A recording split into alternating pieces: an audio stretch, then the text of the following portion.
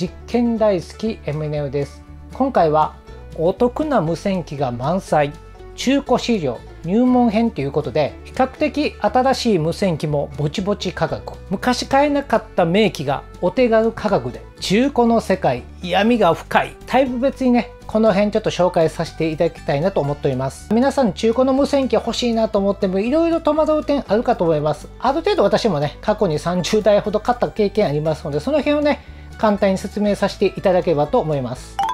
車よりは中古市場良心的だと思います。無線機中古市場にもね、やっぱ闇っていうのはあるんじゃないかなと思っております。アマチュア無線機中古でご購入される方のニーズっていうんですけど、この3タイプあるんじゃないかなと思っております。現用するための無線機、今すぐにでもね使いたい無線機っていうことですよね。で2番目が昔名機で買えなかった無線機、2昔3昔ぐらいに流行った無線機ですか。 FT101、もうこれなんかものすごく流行りましたよね。 FT101 が欲しいっていうんでね、一時期はかなり高値で売買されてたんじゃないかなと思います。修理をね楽しむ目的でね機械購入されている方も多いんじゃないかなと思っております。現用派、やっぱ1台でね複数のバンドに対応した、やっぱり比較的新しい無線機、多分ご購入されている方多いんじゃないかなと思います。干渉派の方は昔の名機使うことよりやっぱり触ること、もっぱら電源を入れて受信が多い傾向じゃないかなと思います。動いてほしい前面よりはね触ることに価値ありっていうのがね、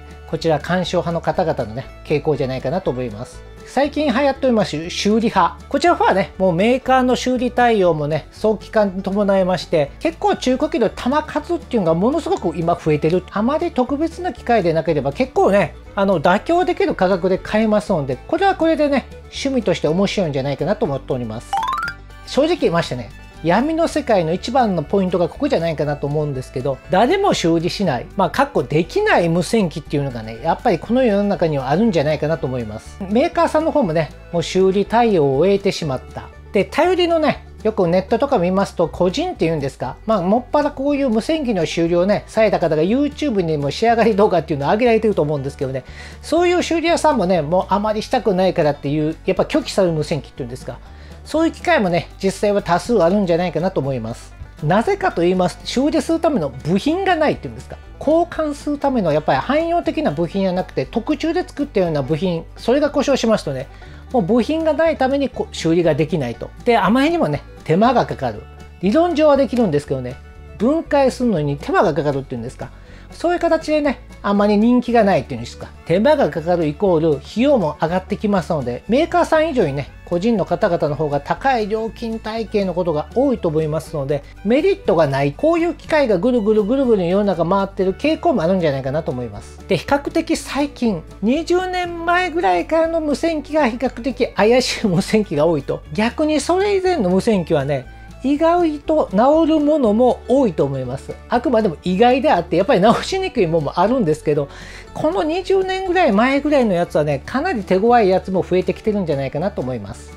無線機をねどこで調達するのか、これも重要かと思います。身近ですとねハードオフと行きたいところなんですけど、私が知ってる限りハードオフさん本部からの命令とも聞いたことあるんですけど、あまりこういう無線機関係ライセンスが伴うような無線機っていうのはあまり取り扱わない方がいいからっていうような方向性聞いてますので、稀にはね売ってはいるんですけど、あんまりメインではね無線機っていうのはもう今取り扱ってないんじゃないかなと思います。時々ね測定器とか出てきて、あこれ無線やってた方かなっていうのはあるんですけど、無線機はね意外と出てこない傾向じゃないかなと思います。無線機販売店、ハムショップですよね。よくハムフェアとか行きますとね積極的にね中古機ドーンと販売されてると思うんですけどね、こういうルートでねご購入される方も多いんじゃないかなと思います。王道のオークション、メルカリさんですよね。であとはローカル局からのお譲り品っていうんですか、安い価格で譲っていただくっていうルートもあるんじゃないかなと思います。無線機販売店のルートなんですけど、大抵の場合はね専門店です。動作確認もしてますし、それなりのね販売価格のやつにつきましては最低限の動作保証はしてるんじゃないかなと思います。でオークション、メルカリ、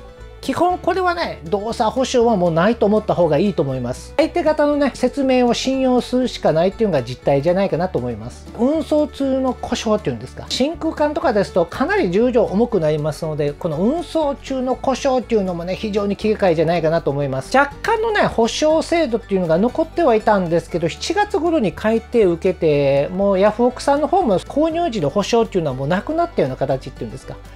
やっぱ最近はねやっぱりトラブルも多いんか商売にならないのか私もよく分かんないんですけどね、規模は縮小気味ですので、ますますね買う時にもう自分が品定めするしかないような状態になってきております。ローカル局からのねお譲り品、現物確認できるで、ある程度はね信用できる場合が多いと思いますので、自分が受け取りに行ったような場合ですと運送中のね破損の可能性もほとんどないので、ある意味ね適当な価格でご販売いただけるねローカル局がおれば直接ね購入してしまう方がある意味確実じゃないかなと思っております。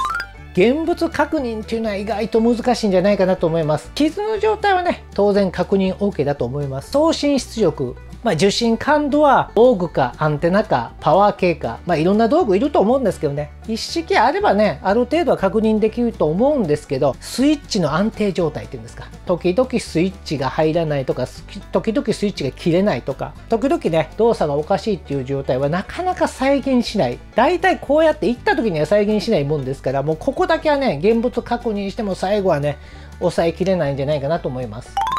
1台目の無線機が欲しいんやっていうことでね、多分中古機も当然目には入れられてるとは思うんですけど、注意事項だけ簡単に説明させていただきます。正直言いましたらね、もうハムショップから新品のご購入強くお勧めいたします。できるようでしたら対面でよく相談して、最初の1台っていうのがこれものすごく重要です。以前もね動画作成させていただいたんですけど、意外とねこの1台目でアマチュア無線に対する思いとかが変わってくると思うのでね、最初の1台はね非常にね真剣になって決めていただければと思います。残念ながらなんですけど、無線機っていうのはある意味もう今使い捨ての時代っていうんですか、一生使う時代ではもうないような感じもありますので、その点を含めてもね是非ともねハムショップの方とご相談いただければと思います。昔よりは今の新しい無線機多機能で価格も比較的安い、高いって言えば高いんですけど昔よりはだいぶ下がったと思うんでね、是非ともね安くなったと思っていただいて、無線機よりも実はアンテナのチョイスも重要だと思いますので、都市部は都市部、地方は地方でね各地方ごとにいろんなね使われ方されてると思いますので、是非ともねその辺ハムショップの方とお話ししながらね詰めて、できればね最初の1台目はね新品をご購入された方が安全かもしれません。どうしても中古でご購入されたい場合、当然それはあると思いますので、そういう場合でしたらね特にねやっぱオークション系は注意した方がいいと、良いものを探す眼力が必要だと。口で言うのは簡単なんですけど、そうそう外から見てもわからないことっていうのは多数あるので、実際はね電源入れて使って1週間ぐらいしてないとわからないっていうことが多いので、正直言ったらふんのレベルに近くなってくるんじゃないかなと思います。メーカー修理対応の機械をねできるだけご購入いただいた方がいいかもしれません。だいたいこれの目安はね各メーカーさんのホームページでも修理終了の無線機っていう一覧とかが上がってきてるので、それをよく見ていただいたら分かると思うんですけど、下手するともう2機種ほど前、ほぼ10年よりちょっと前ぐらいになりますとね、もう修理終えますみたいな形で早々に終える機会増えてきておりますのでね、ご注意いただければと思います。やっぱり実際に故障した場合はメーカーさんに修理する方が完成度も高い上にお値段も安い傾向が強いと思います。やっぱり個人の修理屋さんになりますとね、やっぱり人件費も上がる傾向がありますし、交換できる部品も限られてますので、できればねメーカーさんに修理出せる時期のね無線機をご購入いただければと思います。故障したら修理したらなんとかなるだろうっていう話あるとは思うんですけど、故障すると致命傷な場合も結構今あるっていうんですか、個人の修理屋さんでも部品が手に入らないっていうことでね拒否される、またはもう金額の上限を高く設定されたりされる場合もあると思うので、結構こういうのがね中途半端に新しい機械に多いっていうんですか、中途半端に新しい機械に多いですので、ぜひともねこれご注意いただければと思います。個々のね無線機について簡単に説明させていただきます。まずハンディ機は特別にやっぱり要注意だと思います。ラフに扱えてるね個体も結構多いと、綺麗に使えてる個体もあるんでね、ここが非常に難しいところです。綺麗って言いましても水が侵入している場合で、やっぱりね雨とか汗とかそういうんでねやっぱりやられてしまっているもので、あとはねベトベト、昔の無線機ですとゴム製品とかが加水分解とかを起こしてちょっと匂いが出てるようなもんもありますのでね、正直言いましてねハンディ機は正直言ってこんな状態のものも結構多いんじゃないかなと思います。送信部の半導体が劣化していると、この最近のね無線機は比較的出力落とし目に作られてますけど、2、30年前の無線機はねここの送信部目いっぱいまでパワー上げてありましてね、結構劣化してる無線機が多いんじゃないかなと思います。でそういう兼ね合いでね、結構パワーダウンしてる個体もあると、5ワット出ないものが3ワットぐらいしか出ないと。特にこれは昔の無線機に多いのでね、この辺もケースバイケースなんですけどね、送信出力の方もね、確保できているのかね、十分確認する必要あるんじゃないかなと思います。故障していても修理に手間がかかるために、修理をね、諦めてしまう場合が結構多いと思います。メーカーさんもほぼすぐに修理対応を終えまして、料金も高いと。バッテリーが入荷できるのか。このバッテリーっていうのもね、最近ですと、汎用のリチウム電池使ってるようなハンディ機いいんですけど、やっぱり専用のね、バッテリーになりますと、なかなか手に入らない場合があるんじゃないかなと思います。で、一昔前、二昔前ですとね、単3モデルっていうのもありましたので、意外とね、今でもこの単3モデルっていうのはね、そこそこ需要がある。その無線機に専用の単3電池をセットできる、そういう変換アダプターなり、バッテリーユニットがね、付属してるようでしたらね、買ってもいいんじゃないかなと思うんですけど、専用のバッテリーパックしかね、使えないようなものはね、要々ね、ご確認いただいた方がいいんじゃないかなと思います。で、次、モービル機の場合もね、ちょっと若干注意が必要となります。ハンディ機よりはね、やっぱり劣化は少ない傾向なんですけど、車内に置かれているモービル機、高温になっている場合も結構あります。で、あと、匂い、傷、個体差がね、結構あるのでね、これも見てみるまで何とも言えない。特にね、車内に置かれてるやつは傷みが激しいですね。逆に固定機として使えてる方でしたらね、綺麗いんですけど、車内に置かれてるやつはね、劣化が進んでる傾向があるんじゃないかなと思います。説明欄と価格、性能をね、見ながらも最後は判断いただく必要があるんじゃないかなと思います。モービル機はね、中古機買う価値はあると思うんですけどね、やっぱりよく見てね、ご判断いただければと思います。で、固定機もね、結構注意が必要となります。最近ですとね、やっぱり FT8、もうこの登場で、やっぱり後ろに USB 端子がある無線機が欲しい。またはもう欲しくなってくると思います。デジタル処理、DSP とかも最近ですとね、SDR、機能がね、もう当たり前になってきているので、これもね、やっぱりすぐに欲しくなってくるんじゃないかなと思います。無線機もね、最近 IT 化っていうのが進んでおりますので、ね、非常にね、中古機買うのが難しくなってきてるんじゃないかなと思います。正直言いましたらね、新品買いましてもね、比較的お手軽価格でも結構充実してる無線機が多いっていうんですか。で、なおかつ最近の無線機でしたらもうオプション、クリスタルフィルターとか CW フィルターももう買わなくてもデジタル処理でオールインワンになってますし、チューナーもついてます、大抵は。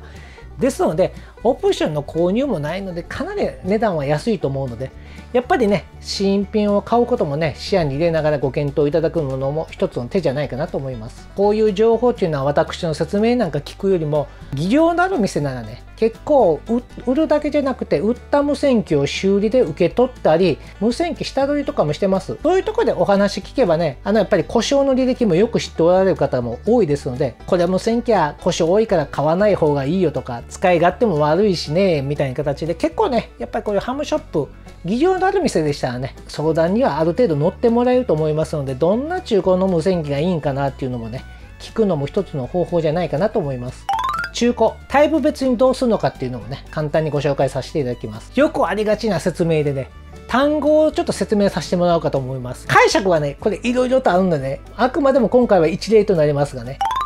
動作未確認ですよね。現状渡し。これ一番難しいんじゃないかなと思います。本当の個人な方が処分のために出品していると。本当にね、詳しくない方が出されてる場合はね、動かす環境がないから、そう書くしかないのかなと思うんですけど、ある意味見ててこれはプロだと思ったらね、やっぱりこれ動かないからみたいな形で、私はね、ちょっとこの辺ね、一概には言いづらいんじゃないかなと思います。要確認点なんですけど、接続ケーブル。これ知ってる方は知ってるんですけど、意外とね、電源ケーブルとかっていうのは単品でも機種によるとそこそこ高い値で売れますので、マイクも一緒ですけど売れますので、それがついてるかついてないのか。で、あと付属品ですよね。取説でも結構原本でしたらそこそこの値段つきますので、やっぱりこういうものをバラで売ってるのか、まとめて売ってるかによってもね、だいぶ違うんじゃないかなと思います。で、あとはやっぱり専用の箱ですよね。逆にこれが一式ついてるようですとね、動くかもしれない、動く可能性も高いんじゃないかなと思います。これが逆にバラバラでしたらね、動かない可能性が高いかなと思います。で、最後はね、もう運試し、保管状態ですよね。ずーっとね、箱にしまったままになっている無線機もあると思うので、やっぱり塗装とか錆びですよね。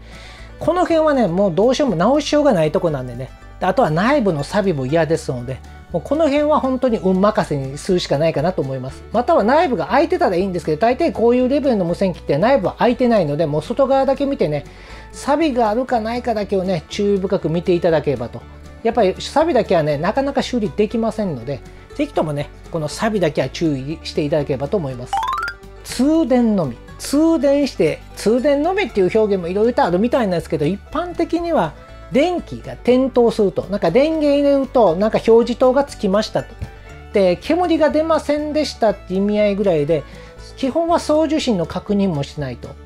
あくまでもヒューズが飛んでなければかなりの確率で電源っていうのは入ると思うので、逆に電源の入らない無線機って言いましたら、落雷とかで完璧に飛んでしまっている部類が多いので、私はね、もう手出さない方がいいんじゃないかなと思います。こういう無線機の場合ですと、部品がない場合があると、中開けると欲しい部品っていうんですか、あ、この部品ないんやみたいな形でね、パワーモジュールがなかったりする場合があるのでね、結構他の機械という部品提供済みのものが何を思ったかこちらの分類にも混じっていることがあるのでね、ご注意いただければと思います。で、状態をね、詳しく説明している方の場合ですけど、これはね、やっぱり詳しく説明してます。可能な限り動くと思います。で、価格もね、若干高めに設定されている方が多いんじゃないかなと思います。中古の無線機をご購入されて、趣味でリビルドされた方が出品しているようなやつはね、若干コストをね、高めには設定しているんですけど、多分動くんじゃないかなと思います。ただ、出品者も必ず抱えているとは思うんですけど、古い無線機です。どんなに直しても必ず壊れますのでね、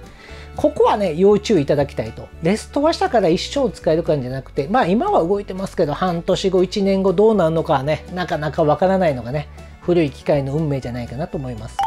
あとはジャンク。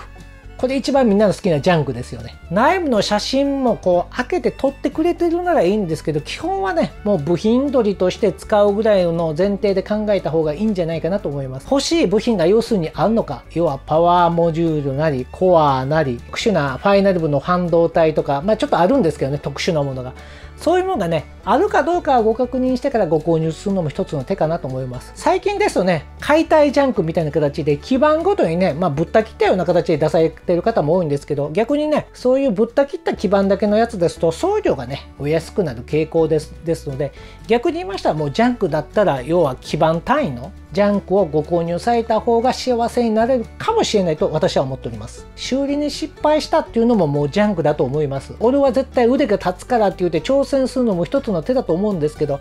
ある程度技量がある方でしたらね、人の失敗ほど怖いもんはありませんので手出さないと思いますので、できればね、自然に故障した無線機をね、ご購入いただければと思います。つい中古機をも楽しむと、修理を楽しむっていうのもね、レストアを楽しむ方がね、結構購入してる事例結構多いんじゃないかなと思います。私も結構一時期好きでやってたんですけど、第2の自作っていうんですか、無線機作る技量もありません。もう時間もないんですけど、無線機をね、ある程度までは修理個人でもできると思いますので、第2の自作の楽しみ方としてね、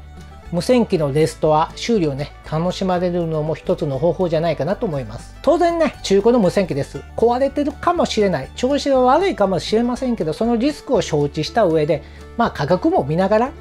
動かなくてもなんとかなるだろうっていうようなね、レベルのもんでしたらね、まさにこれがね、